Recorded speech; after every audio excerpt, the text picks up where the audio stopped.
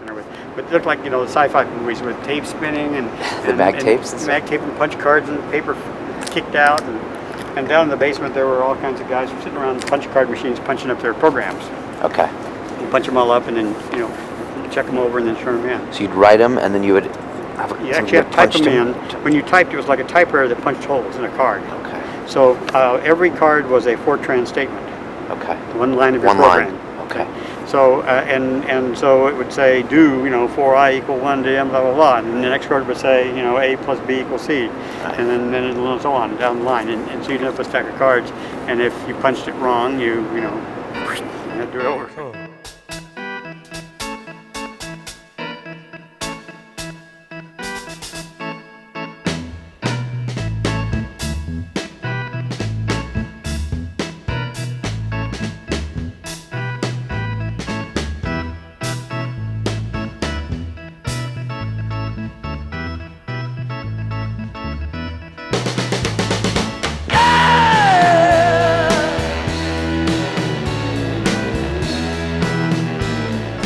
During your freshman year, did you ever consider quitting? I considered quitting every day, perhaps more than once each day, and the only thing I think that resulted in me actually not quitting was that training on the farm. You can't quit feeding the cattle. You can't quit riding the tractor when it's in the field. You just can't quit, and the farm mentality is you don't quit.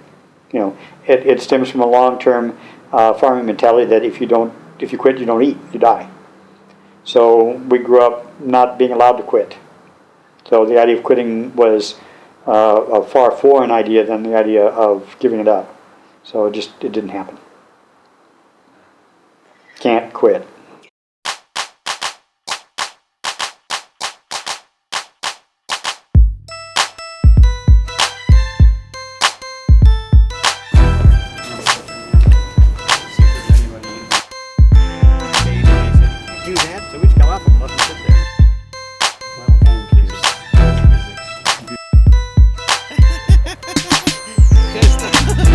This is how we do. We make a move and act a fool while we up in the club. This is how we do. Nobody do it like we do it, so show some love. This is how we do. We make a move and act a fool while we up in the club. This is how we do. Nobody do it like we do it, so show some love. Fresh like Impala, chrome hydraulics, 808 drums. You don't want none, nigga better run. When beef is on, I pop that trunk. Come get some, pistol grip pump. If a nigga step on my white end once, it's red rum. Ready, here come Compton, Dre found me in the slums, selling that skunk, one hand on my gun. I was selling rocks when Master P was saying, Good evening. It is Sunday, December 20th, 2009. We're at the Chateau Marmont Hotel here in Hollywood, California. And our guest is Mr. Freeman Rose. Welcome to the show, Mr. Rose. Thank you. When did you first decide that you wanted to attend Caltech? I decided in my senior year of high school. I had no idea what schools might be interesting. Only a limited idea of what I wanted to do, what I wanted to learn. And I had a high school science teacher and a career advisor who brought up the issue of Caltech or m.i.t. as two fairly good candidates that I should consider. And he had handbooks and information packets, and he suggested that those might be in line with my, they might be within reach, and they might be in line with my interests. And so probably within just a few years of graduation, a few months of graduation, that decision came to one of those two.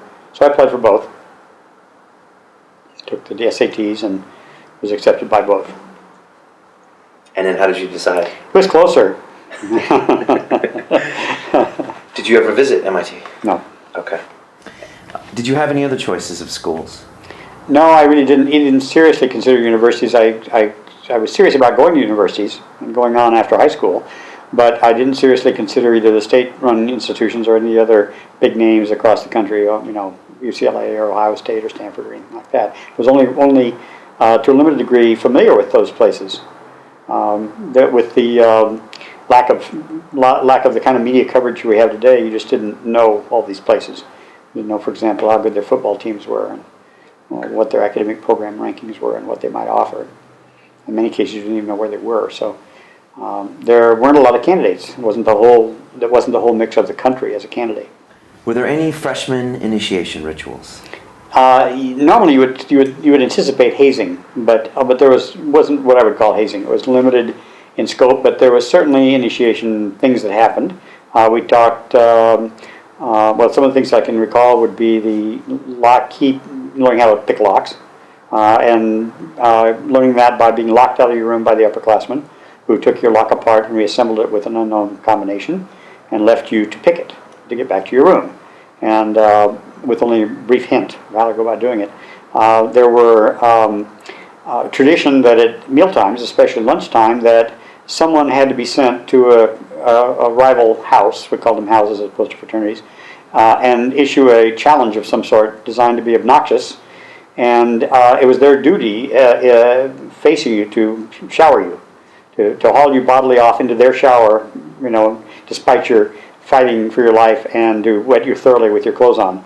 And it was a requirement that the freshmen issue that challenge, and it was even better if you were able to escape without getting wet. But this hardly ever happened because it was usually a 6-man showering team that would pounce on you, and so you might as well make it good and give them a really good dig while you're at it, and it was up to you to make up whatever you might however you might insult them.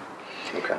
So this happened on a routine basis. So pretty much every day of the week there was somebody would show up at your lunchtime meal and would like to speak to the group, and they would say something insulting to your comrades, and there would be an immediate activity where they were hauled down the hall to the nearest shower and wetted down thoroughly.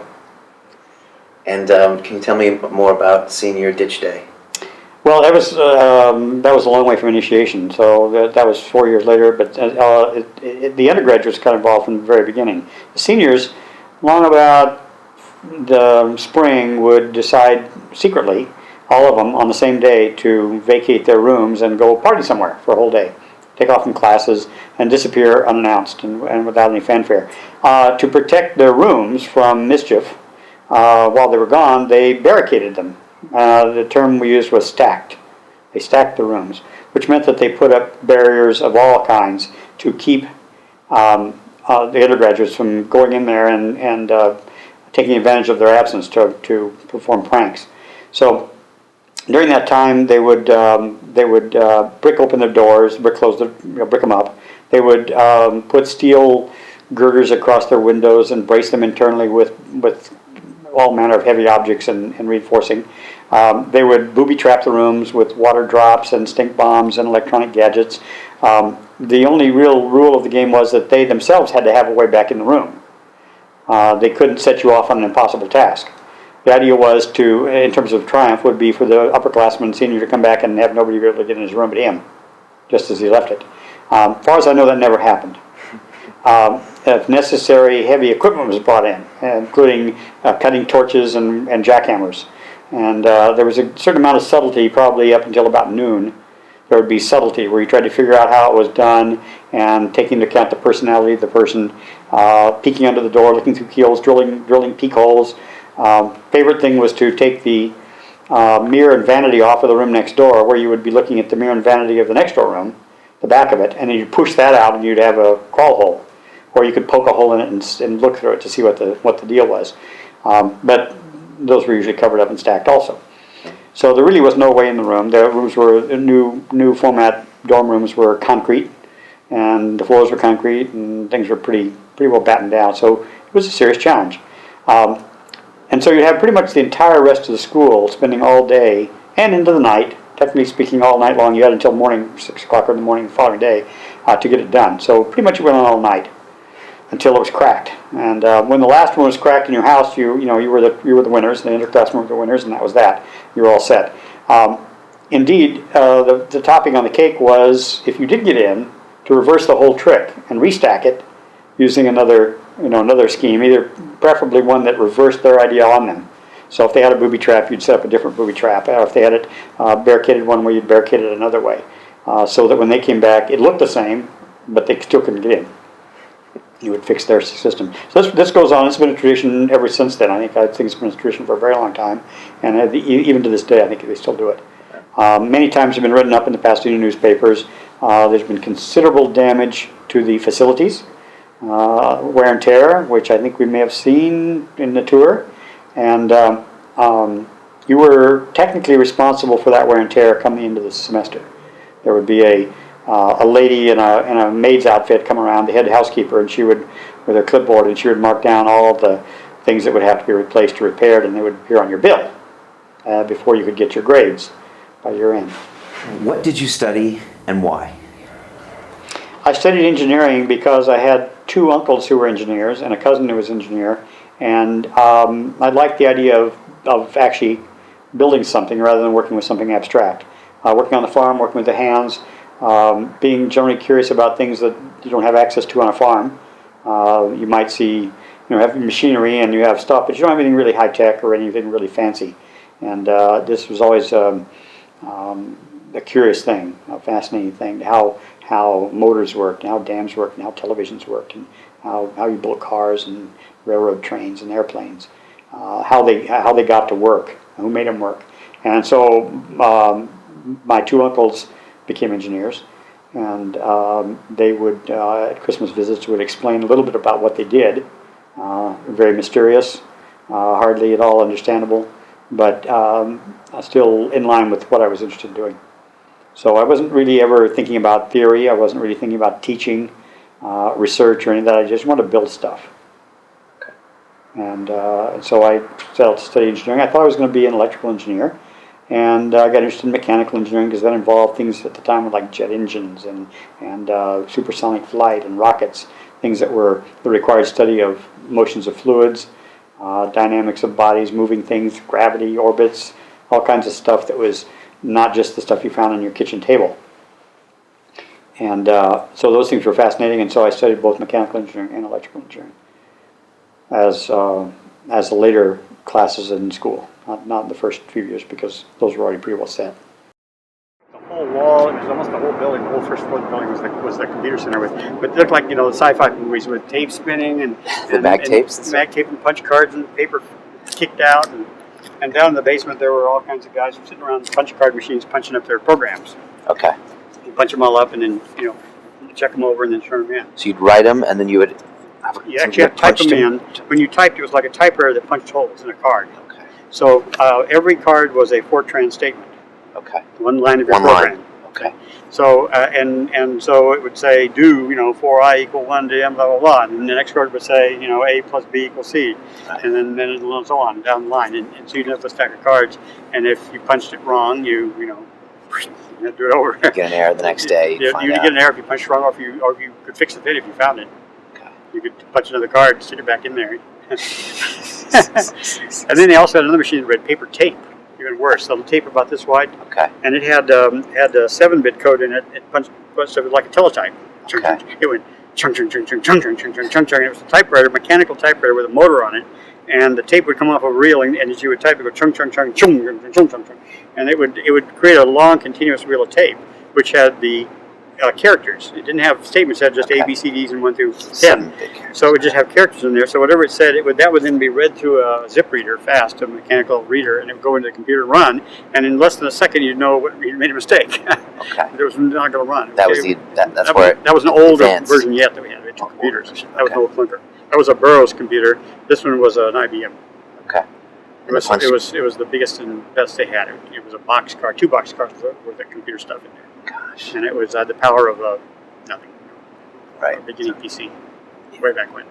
So they used it for campus activities. They had research going on. They wrote lots of fancy programs, tried to solve quantum physics. They did all kinds of stuff with it, astronomy.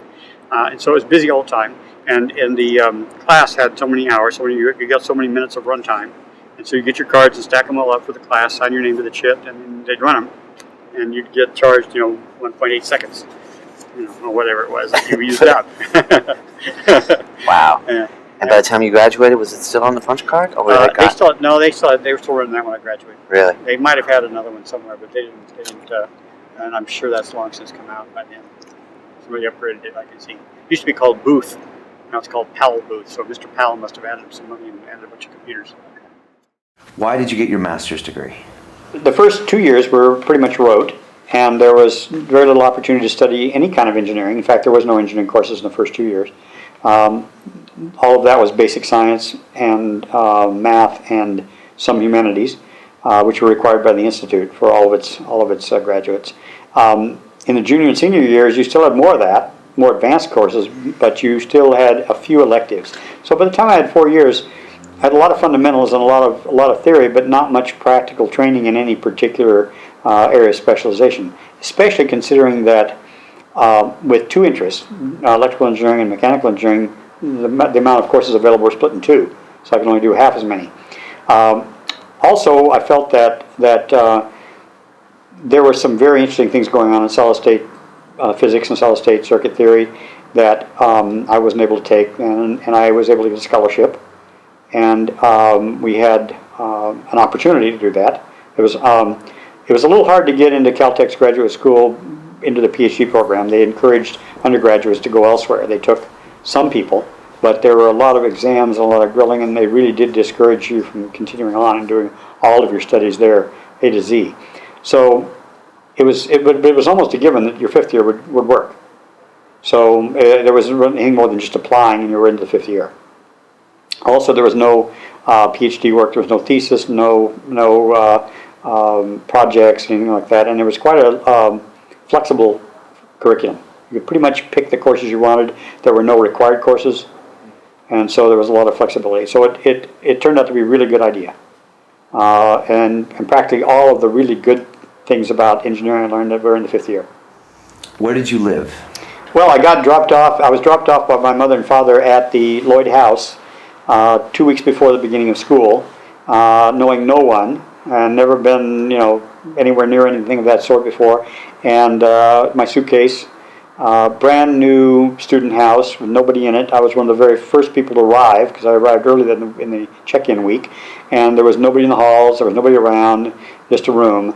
And the second week, or near the end of that week, say the following weekend, was the introductory camp for the new freshmen. So I had to be there by then. So people were trickling in all week. So I lived in the student houses for the first year, and in fact, that was a requirement.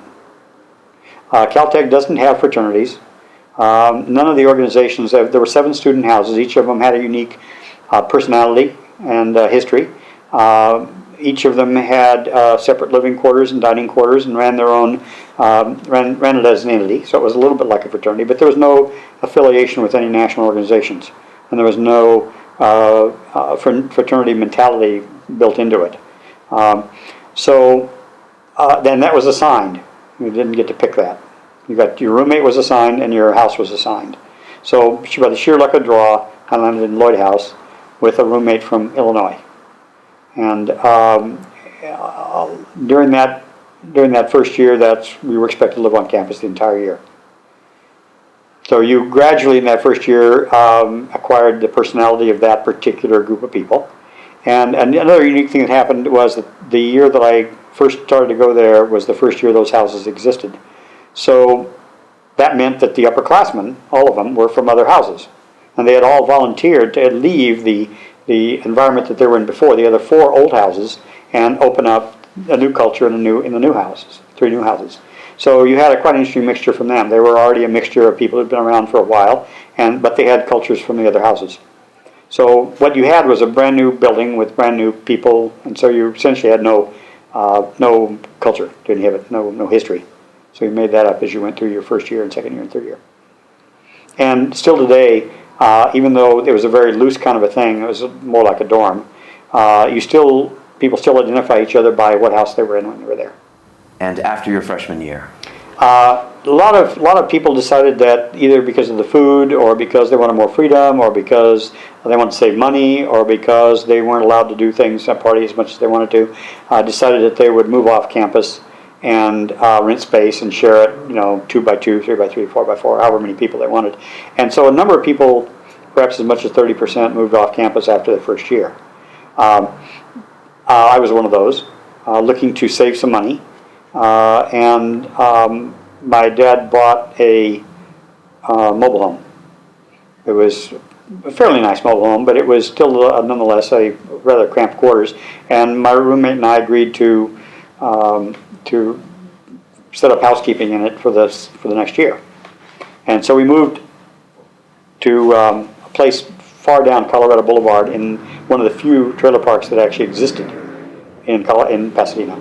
There were not very many of them. In fact, there were 3 or 4. And we were lucky to get in because the biggest concern of a trailer park manager is that we're rowdy kids.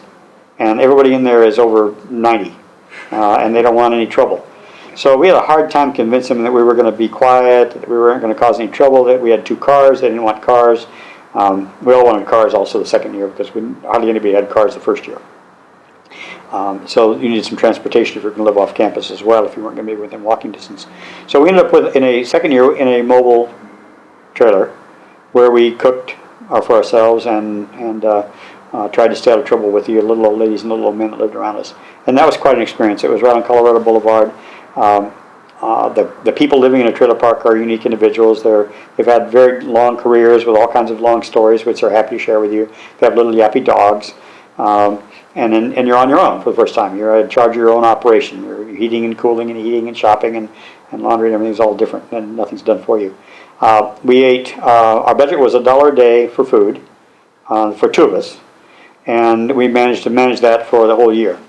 So that was the second place we lived. And we go from there. What was a typical meal? Spam was there. Eggs was good, and a lot of peanut butter and graham crackers. No pasta. Not a lot of vegetables.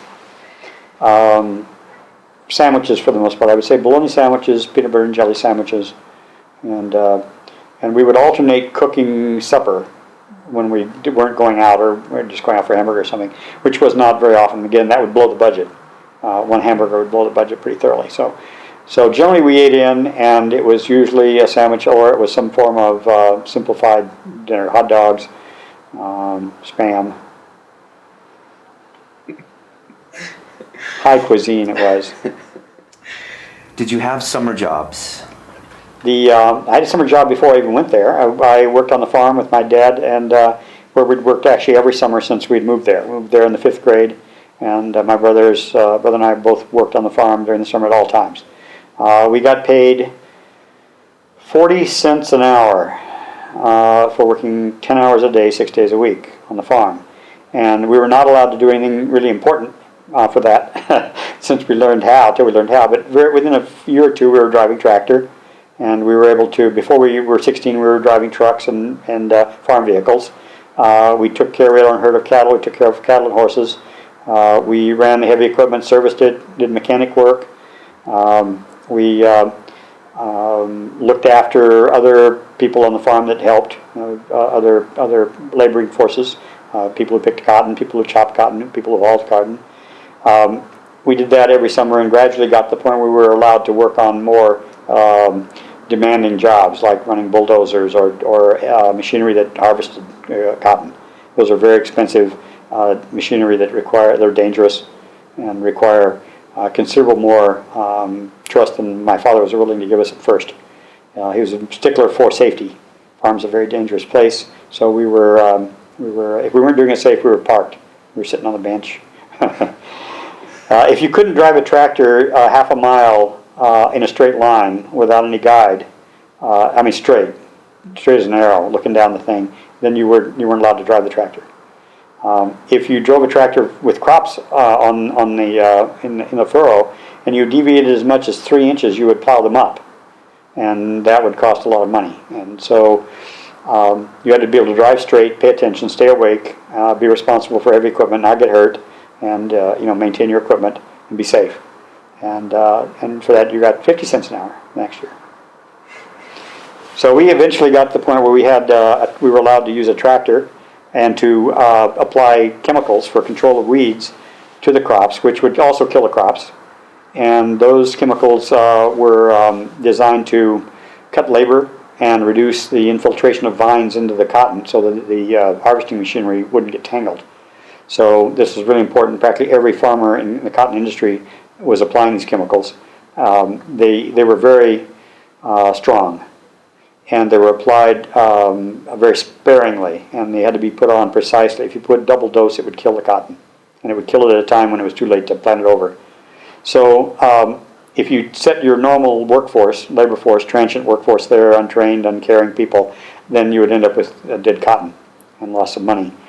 So it was a premium to be able to rely on the operators, that they would mix it properly, that they wouldn't double dose it, they wouldn't spill it, that they would get the job, and you wouldn't pay them for doing nothing either. So my brother and I were very reliable. We had 2 rigs. We mixed carefully. In exchange for spraying my father's cotton, we got to spray all of his friends' cotton, and they paid very well for that. And we worked 2 summers with that equipment, and saved enough money each year to go to 1-year school. And the following summers? The only, I don't remember the middle 2 summers, but the last summer between the 4th and 5th year, I went to Portland to work for Tektronix, which was a company that I could have gone to work for, and I was interested in. And this was kind of a trial, and they gave a scholarship for the following year at school, and provided a good job offer. But it was a great opportunity to work in the industry for the first time as an engineer. And I actually had a product in their catalog at the end of that year. It was the first time any intern had ever had a product at the end of a 3-month stay. And they made me a nice offer, and I had a better offer somewhere else, so I didn't ever go back there. But really nice time. The vice president of engineering there was a Caltech graduate also, and he was very helpful and supportive, and he provided all kinds of opportunities and a lot of culture in the area, and it was a very good experience.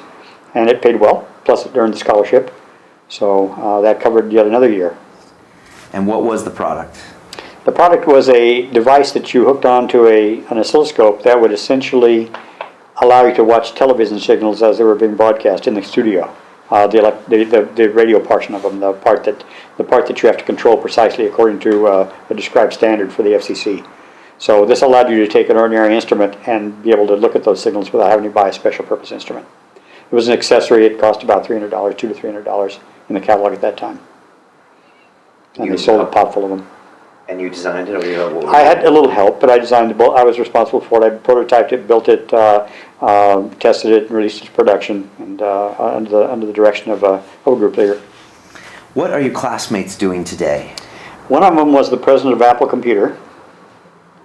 One of them was the chief scientist for Exxon Oil. 3 of them were founders of Intel, or very shortly after the founders of Intel. I've got one economist who is nationally known in the U.S. as one of the top economists in the country. There are one invented the microphone, the wireless microphone that's used on almost all rock bands on stage for the last 40 years, and built a company around that. One of them created and owned the m.i.t telescope company, and ran that for a number of years. Several have been venture capitalists, quite successful venture capitalists. We have, I'm stretching a little bit here to remember, there have been a number of very highly academic people. I don't think there are any Nobel Prize winners in the class, but there are some people who have been very well regarded, been at the top of their specialty. One particularly in magnetic recording and magnetic materials. Disk drive technologies and all the heads and all the recording media that goes there for memories, and also for just purely scientific magnetic research. Well-known fellow there. Some politicians. One porn star who went directly from Caltech into the porn industry. Well, as I mentioned earlier, one sex change. We have one girl in the class now that we didn't have then. We had no girls. Now we have one girl. A number of, and there are probably a bunch of others. I have a document in my memorabilia file that shows each of the freshmen in their pictures. And so if you go and look at those, you can remember where they are now. You can go figure out what they're doing. And boy, were they a lot. I mean, these are scrawny little kids from high school, and I still have that. And they trigger. If you go look at each one, you can probably figure out where they are and where they went, and what they did. Quite a variety of activities. And can you describe your 20th year reunion? Well, the 20-year reunion was probably the first one I went. Maybe I went back to the 10, but probably the 20th was the biggest one. A lot of people showed up there that had been gone a long time. A lot of them had mature careers by then. And the high point of that was that we invited Dr. Richard Feynman, who won a Nobel Prize for physics in the interim, to be our guest and because this particular class I was in was the only class that he ever lectured to in undergraduate school, and it was a unique experience. So we kind of had a unique class bonding with him. So he came to the reunion, and he was at the time dying of pancreatic cancer, and he looked pretty old and thin. But everyone was very happy to see him. It was a dinner, sit-down dinner at the faculty club, and as part of the reunion, and a lot of the class people spent a lot of time talking with him, and we'd had also opportunities during the time at Caltech to meet with him in the student houses. It was very informal. We of course attended all of his lectures. Nobody missed a physics lecture. They might miss something else, but they didn't miss a physics lecture. And so that was probably the high point. Plus we saw a lot of people who had gone off and done very interesting things with their lives at that point. Did you want your children to attend Caltech? It would have been fine, but it wasn't mandatory, and it wasn't neither a disappointment or anything else. It was my feeling was that it was their choice. I just wanted to make a good choice. I thought it would have been a good choice, but there were other good choices out there. Is there any rivalry with East Coast or MIT or any of that stuff? MIT, there's always rivalry. Why? My year, they had the great race across the country in the electric cars. Really? Yeah, and the guy who's VW Van won the race. Now is the engineering director at Tesla Motors. The guy that makes the little sports car, electric car. Yeah, Tesla. Yeah. So there was an electric car race. Yeah, they in the 60s. Yeah, there were electric cars. Yeah. Well, they battery conversion. They took their plugs out and put batteries in them, and MIT ran one way and they ran the other. I think. I'm not sure. Across the country. Yeah, across the country race. Charging up there along the way. So there is a rivalry, a little bit. That's definitely a rivalry. The interesting thing enough is they both have the same mascot. Which is the beaver. Beaver. Same as. Yeah. We used to argue that we're going to mate the beaver rings. Mate what? Mate the two schools beaver rings. Everybody had a picture of a beaver on their classroom. Do you guys have beavers on your class ring as well? Yeah, I think so. Gosh, we do. Yeah. Wow. So both are beavers. And was that the only rival then? No, because most everybody looks down on everybody else. So Okay. So, no rivalry. Okay. What? As in nobody else is equivalent? Yeah. Right. Okay. What's the point? I would think that you guys would just be above even acknowledging MIT. No, I don't think so. Okay. No, I don't think so. I think there's it's not very insular. I mean, a lot of the people that come here for graduate school were from other schools. Okay. Yeah, a lot of them. Okay. And in fact, I think if you do your undergraduate here, they encourage you to go elsewhere. Okay. How has the Institute changed, and how has it remained the same? I think it's remained mainly the same. It has a philosophy to do the same thing and to perform the same function, which is not to be big, but just to be good. And it does that through the selection process. It does that through the faculty and the management. It does that through the interaction of the management with the faculty. Faculty have a huge say in the way the Institute is run. In many places, the people who fund the universities call the tune, but here it's primarily the technical people, the academic people that actually decide what is done and how it's done. They're very active in the selection of a new president. They update the curriculum. They attract the very best people they can possibly attract to teach and to be research fellows, and they try to just simply get the maximum out of every student that goes there and realize their maximum potential. Probably the biggest change is that, of course, it went co-ed, and this was sometime in probably the 1980s, and I can't imagine what that would be like, but I do know today that there is considerable more gender equality, and there are still very, very competent and excellent people coming out of both genders, out of the Institute. Otherwise, I think it sticks to the principles pretty well. Size, the excellence, the expectations. What is your fondest memory? Well, first of all, I have a lot of them. So it's not actually hard. It's hard to find the fondest, because there aren't too many non-fond memories. The The non-fondest memory, which I will give you by contrast, is the appalling grades that I earned as a freshman. Appalling grades. And to give you an example, math, sometimes a 10 out of 100 got you an A, and I would have a none. And there was no free lunch. So appalling grades would be the largest come up as the non-fondest memory. You realize that as well as you'd done before and as hard as you'd worked, you weren't even close. Now, almost everything else was fun. It was fun. It was great to have really good people around. Even the teaching assistants were of the absolute top quality. There were no people putting in their time, no people just sitting in their seats. Everyone was there to press you. So expectations among the grad students who were doing the teaching sessions were just as high as the professors. There was a lot of ability to interact with really smart people, and plenty of opportunities. There was a lot of cross-cultural opportunities where you didn't have to be just an engineer or just a physicist or just a mathematician. You could actually take all the courses. You could go as far as you wanted in any one of them. You could mix and match. You could be informal or formal.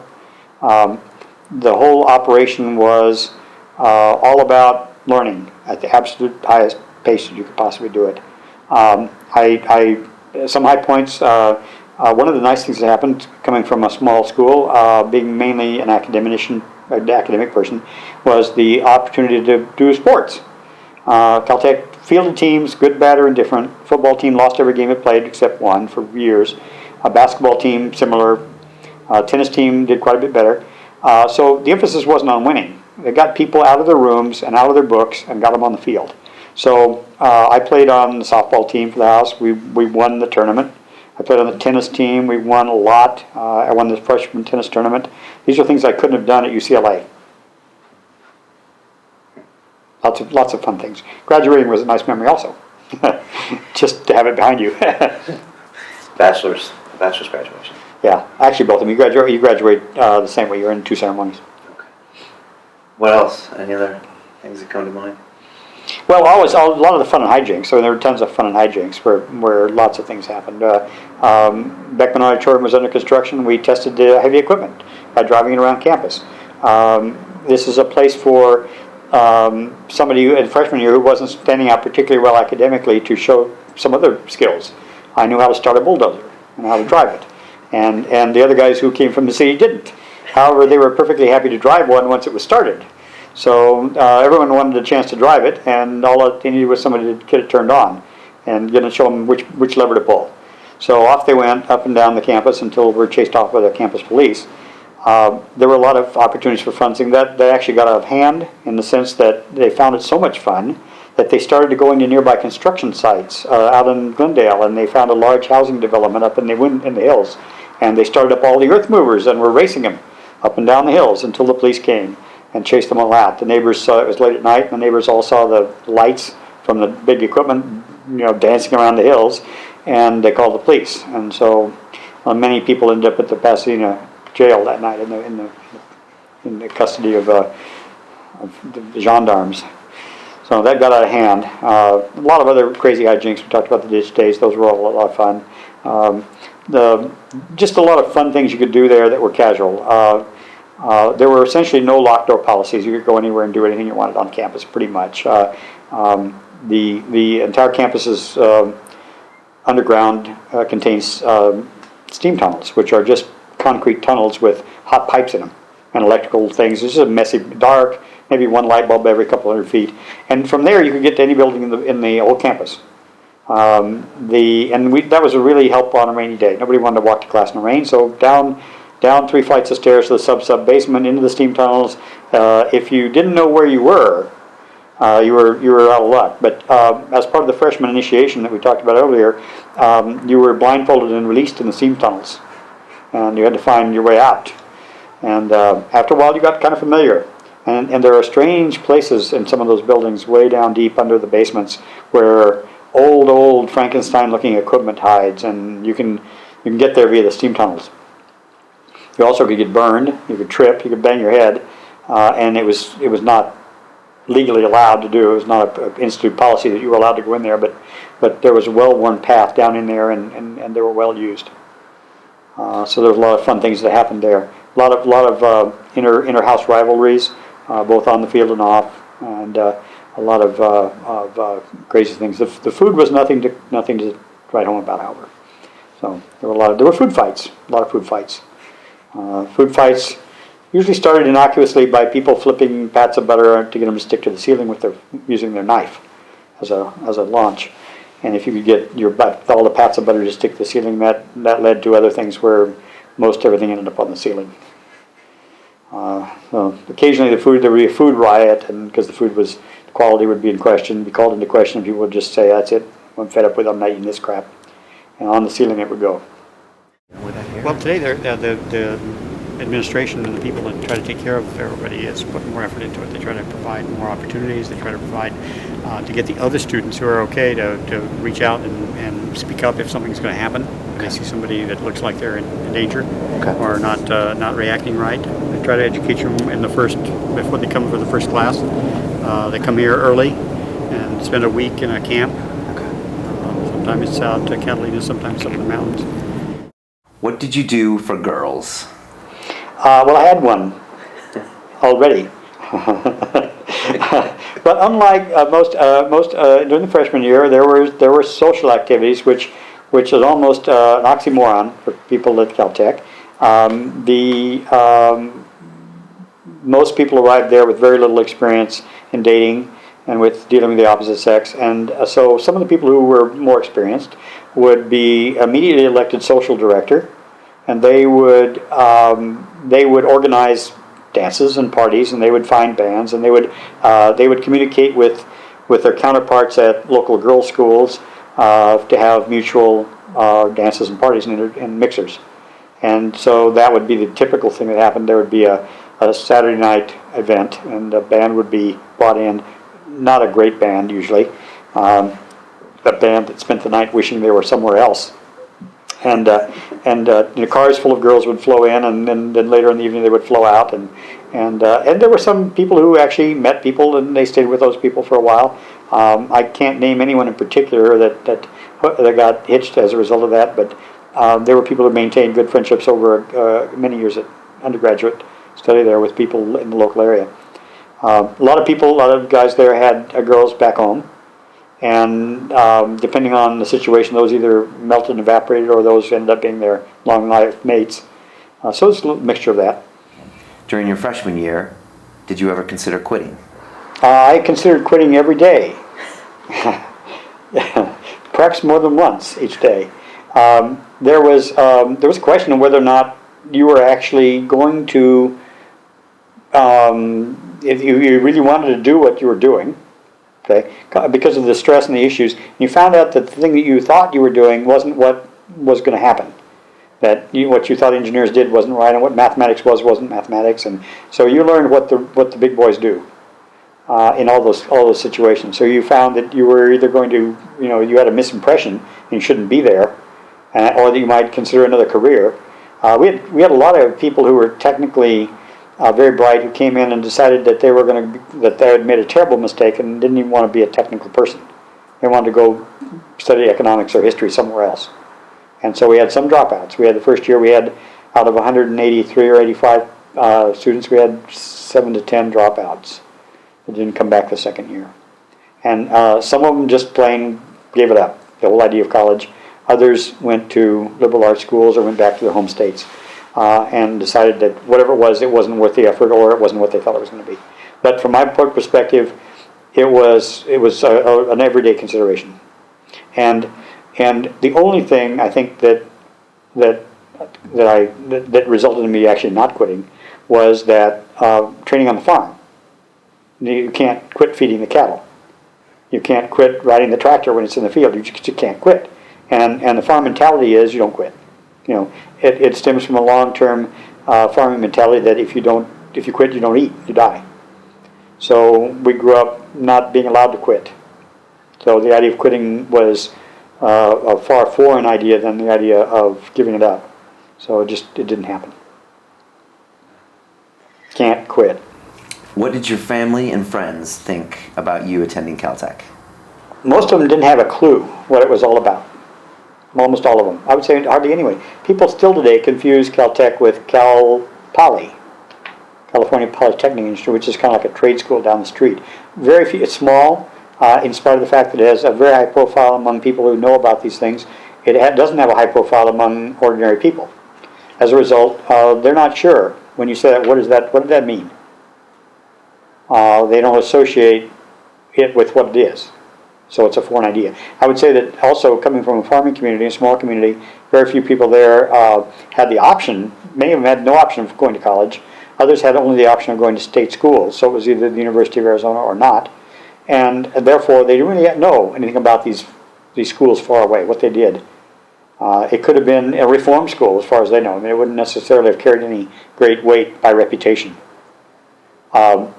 So I would say the reaction was understated and mild, and in generally one of bewilderment and lack of knowledge. Were your parents proud of you going there? Yeah, I think so. But I'm sure they were just proud of us going to college at all. And they came often. They drove over here often. They drove over at least once in the middle of each semester, and stayed a couple days. And they came to most of the functions, and they seemed to be figuring out what it was all about, what it was for, and how hard it was, and what was going to go on there. But still, I think there's virtually no one that would have any indication of what the level of effort required would be, or what the level of accomplishment you could do in 4 years when pressed to the wall. So I just don't think that the concept of what goes on there is communicated to any of the family members, not even the high school people, the teachers. They're hearing somewhat by reputation, but they still don't have a concept either. It's unlikely that there's any way to communicate that. Finally, what did you do after Caltech? Practically everything. I decided I wanted to work. After 5 years, I didn't want to study anymore. I came to learn how to do something. I wanted to be doing something. It's not so much making money, but it was doing something. And there were a lot of opportunities. This is the peak of the aerospace industry. There were rockets to the moon being made for Kennedy's Go to the Moon program. There were defense issues. There were electronics, radars. There were semiconductor industry. There were computers. There was new innovations in biology with DNA. Tons of things to do that were just it's like a giant playground of stuff that you could do. So it wasn't an easy decision to figure out what to do. And in fact, I would say that the bulk of the people graduating didn't have any clue what they were getting into. They just took some next logical step that seemed reasonable. They had somewhere probably north of 10 offers per student to pick from. But they didn't really realize the impact of what those offers meant in their career. So a lot of people ended up places they didn't expect to end up. I expected to go to work in industry, commercial industry, and that's where I ended up, and that's where I wanted to be, and that's where I'm glad I went. So I took a job. I had several job offers, Tektronix, of course, Motorola in Phoenix, Texas Instruments in Dallas, and the place I ended up, which was Dana Laboratories in Newport Beach here in California, which was a very small company compared to the other guys. The other guys were big names, and this was a very small company. It had only been in business 3 or 4 years. And I went to work there because 2 of its engineers and managers came to Caltech to meet with a guy in the electrical engineering department who was one of my teachers, and they wanted to recruit for their small company the very best they could find. And they asked this professor, if he had anybody, and he gave them 2 or 3 names, and I was one of those names. And so this small company, out of the 5 or 6 double E's that were in electronics that time, 2 of them went to the small company. I was one of them, and one of my classmates went also. And 2 years later, we hired 2 more guys out of that same department. So this small company, which was impressed me because they were competing with Hewlett-Packard, which is the West Coast major instrument company. They were funded by DuPont as venture capital, and they had some really smart guys, Stanford Biz School guys running the business. They had good marketing people that had been doing it all their lives. They had some really hotshot. The president of the company was from Harvard Business School. So I went to work for them. I was the 50th employee And it later went public. It later had over 500 employees, and I worked there 5 years. Got a start. It was a start. And what did you do after that? By that time, I'd gone through practically every job that they had. I was a chief engineer of a new startup division. I was vice president of advanced R&D for a while, for a year, looking for something, just something that I could do that was pushing the company forward. And another guy who knew the same professor at Caltech came to me one day and said, "I'm starting a company. I need somebody that knows electronics inside and out, and And he told me, "You're the guy, and I want to make you an offer." And so I was recruited away from Dana Labs by a guy who had a history of making heavy equipment for the military, heavy electronics for the military. And he offered me a job as a founder, vice president of engineering, a huge pay increase, and a third of his company. And I said, "Give it a shot." And did you move? No. Okay. I was reluctant to move because it was a startup company. It had a lot of risk. So I drove from Costa Mesa all the way up into the northern part of the valley here at Covina every day for 7 days a week for a year as a startup company. Leaving in the morning at 6:30 or 7, getting home at 11, 12, or 2 every day, Sundays, holidays, weekends, birthdays, anniversaries, for a year to get this company off the ground. And then I gave it up. And just stopped one day, just for the sheer apparent lack of progress for the amount of effort in return. What are your final thoughts about Caltech? The final thoughts would be interesting. How do I feel about it today? Well, one of my best friends in school from freshman on, and the best man at my wedding was Ted Jenkins, who is currently has been president of the Alumni Association, and he's also on the board of trustees now. And he and I pretty much have the same view of the whole experience. A lot of people graduated there that were bitter, that were for some reason or other felt it wasn't what they wanted or what they should have done or whatever. But we both felt it was the best thing we've ever done. And we both have the idea of making it stay the same or helping it be the same. And so consequently the urge to crack down on stuff that isn't right, that isn't like it ought to be. It has a certain personality, a certain character. It delivers a certain class of person. It recruits from a certain pool of people, runs them through a certain mixer and grinder, and delivers them to the world ready to do stuff. And we feel that machinery isn't broken, shouldn't be fixed. It should be just done. So I think there are a few people who have that feeling and want to give back, and a lot of the people who serve on the board of trustees currently are people from my generation, my class time that feel like that they owe it something to keep it on the track. I would say there's very little I would change about it. Okay. Good. Well, thank you very much for your time. Great. Now, I get chocolate for this, don't I? This is how we do. We make a move and act a fool while we up in the club. This is how we do. Nobody do it like we do it, so show us some love. This is how we do. We make a move and act a fool while we up in the club. 2 years where you